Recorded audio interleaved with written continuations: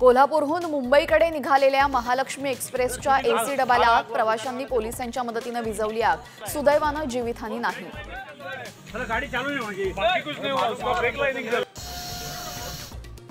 मुंबई आंतरराष्ट्रीय विमानतळावरनं 4.25 कोटी रुपयांचं सोनं जप्त, कस्टम विभागाची कारवाई।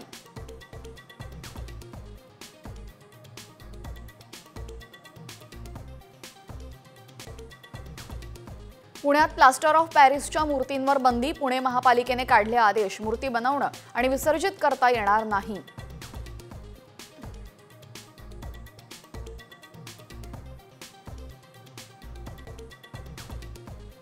महिला व बालविकास विभागामध्ये बंपर भरती, 5,600 अंगणवाडी सेविका आणि 13,200 अंगणवाडी मदतनीस पद भरणार, महिलांना गावातच नोकरीची संधी।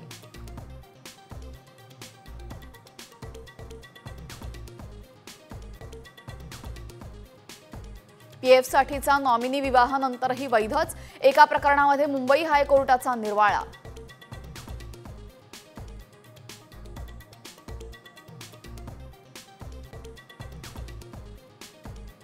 आता स्पॅम कॉल्स आणि मेसेज पासून सुटका, ट्राय दूरसंचार कंपन्यांवर 10 लाखांपर्यंत दंड आकारणार।